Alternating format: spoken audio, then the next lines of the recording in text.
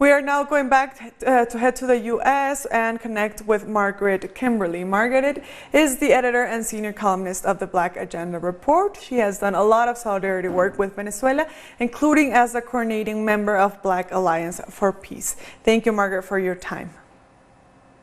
Thank you. We're seeing U.S. citizens standing up to reject today's U.S.-backed coup attempt in Venezuela. They're currently guarding Venezuela's D.C. embassy from an opposition takeover. And I believe you were actually there. Tell us about that. I've not been there in person, but I've been in touch with many of the embassy protectors throughout these last 3 weeks. It's very, very important they are the ones upholding international law. The Vienna Conventions on Diplomatic Relations clearly spells out that the elected government, the government of President Maduro, should be represented, should still be in the Venezuelan embassy in Washington, D.C. And these people are, unlike our president and his advisors, they are the ones upholding international law. It is vital that they continue to protect it. It is a tremendous, important show of solidarity for those Americans who oppose their country's, their government's aggression against Venezuela. Yeah, Margaret, we've seen the coup essentially fizzle out. What do you think comes next for Venezuela? Do you think tensions will reignite in the coming days, fueled by Washington? Yes, Washington will continue to make trouble for Venezuela. It was very odd. You know, most coups, one sector of the military will attack another or attack the president or attack the residents.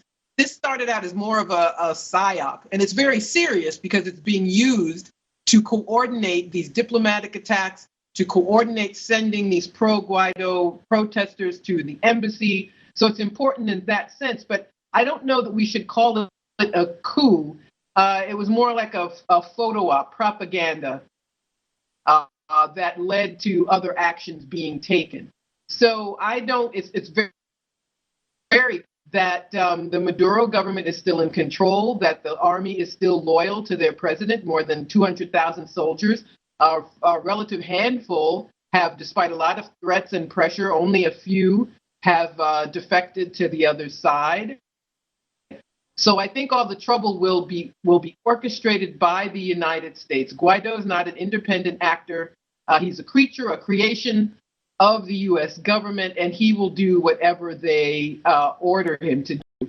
So unfortunately, there will be more acts of sabotage, more suffering for the Venezuelan people. But I do not believe they will be able to dislodge Maduro, because there's absolutely no support in this country for the U.S. to attack Venezuela. And they know it. That's why they have not done it yet. Margaret, could you tell us about the solidarity with Venezuela we've seen in the U.S. And why that's so important?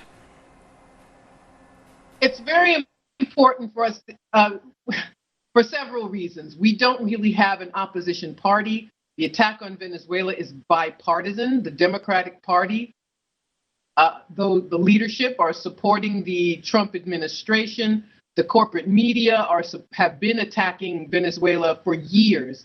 Long before this Guaido was chosen as government. So it's important for people who do know the truth, who are familiar with the history of Venezuela, to stand up and tell the rest of the country what is really going on, and to tell people who love peace, to tell people who care about international law, that we have to oppose our government on this issue. Yeah, Margaret, we also know that members of Black Alliance for Peace have been to Venezuela recently. What have they said about those visits? Well, our national organizer, Ajamu Baraka, was the co-organizer of a recent delegation. The U.S. Peace Council arranged, and other groups that we are in coalition with visited Venezuela last month. And they reported back that what we already knew, that most of what we're told about Venezuela is not true. We're told that it's this dystopian hellscape and everyone is starving. And they told us that there's food everywhere, that the metro is free, that people support the president. That's why he is the president, because he won the election. They told us that the electoral process is one of the best in the world. And they told us mostly about the courage of the Venezuelan people, that they do not want their government overthrown. That's the lie we're always told here. And that people in that country want to live in peace. Whatever differences they may have with their government, they want to resolve peacefully. And they also told us how the United States government has interfered in Venezuelan politics and prevented any agreements, any coalitions, any possibilities of the government working with the opposition. And finally, Margaret, the corporate media and the Venezuelan opposition may want us to think that this is an uprising by the Venezuelan people, but we can clearly see on social media that U.S. officials are very involved in all that's happening. What is your message to the U.S. government today? Well, not that they care, but the U.S. government needs to stop waging wars of aggression.